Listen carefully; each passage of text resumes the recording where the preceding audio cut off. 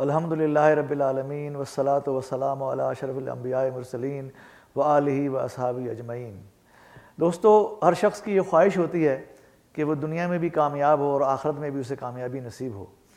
تو دنیا میں یقیناً ہم آئے ہیں تو ہمیں کامیاب اور اچھی زندگی گزارنا چاہتے ہیں، تو دنیا بھی کامیابی جو کہ ہمیں آخرت میں بھی انشاءاللہ دلائے گی، اس کے لیے چند نکات پر آج گفتگو کرتے ہیں۔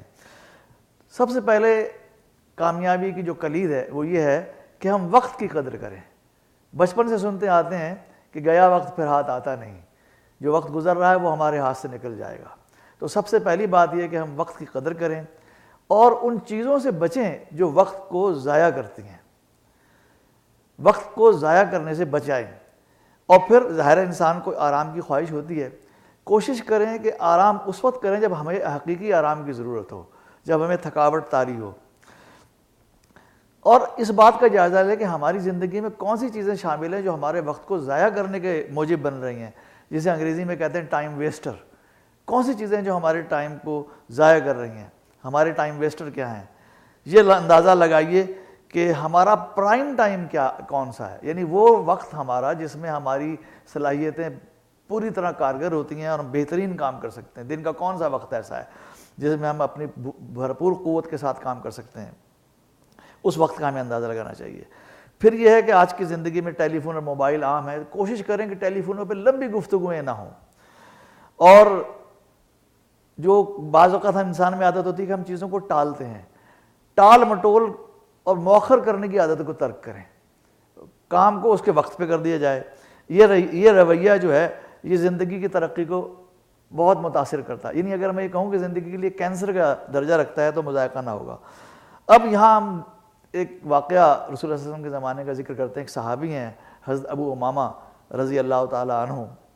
رسول اللہ صلی اللہ علیہ وسلم نے ان سے ایک دفعہ پوچھا کہ ابو امامہ کیا بات ہے کہ میں تمہیں مسجد میں ان اوقات میں بھی دیکھتا ہوں جو نماز کے اوقات نہیں ہوتے۔ انہوں نے عرض کیا کہ یا رسول اللہ صلی اللہ علیہ وسلم میں کیا عرض کروں، کچھ فکریں لاحق ہیں، کچھ قرضے مجھ پہ چڑھے ہوئے ہیں، مجھے چمٹے ہوئے ہیں۔ تو آپ نے یعنی اپنا یہ ذکر کیا اپنی ان کیفیتوں کا، تو اس کے جواب میں آپ صلی اللہ علیہ وسلم نے فرمایا کہ میں تمہیں ایسی دعا نہ بتاؤں جو تم اگر پڑھنا شروع کرو تو اللہ تعالیٰ تمہاری فکروں کو بھی دور فرمائے گا اور قرضے بھی اترا دے گا۔ انہوں نے عرض کیا کہ یا رسول اللہ صلی اللہ علیہ وسلم ضرور بتائیے۔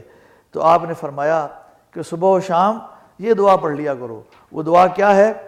اللہم انی اعوذ بک من الہم والحزن واعوذ بک من العجز والکسل واعوذ بک من البخل والجبن واعوذ بک من غلبۃ الدین وقہر الرجال، یعنی اے اللہ میں آپ سے بیچارگی اور کاہلی سے پناہ چاہتا ہوں، بخیلی اور بزدلی سے پناہ چاہتا ہوں، اور قرض کے غلبے اور تسلط کے ساتھ سے آپ کی پناہ چاہتا ہوں۔ تو آپ نے فرمایا کہ جب سے میں نے یہ دعا پڑھنی شروع کی اللہ تعالیٰ نے زندگی میں میری آسانیاں فرما دیں۔ اللہ تعالیٰ ہم کو بھی توفیق عطا فرمائے کہ ہم اپنے وقت کو بہتر طور پہ استعمال کریں اور ان تمام برائیوں سے بچیں جو اس دعا میں آئی ہیں۔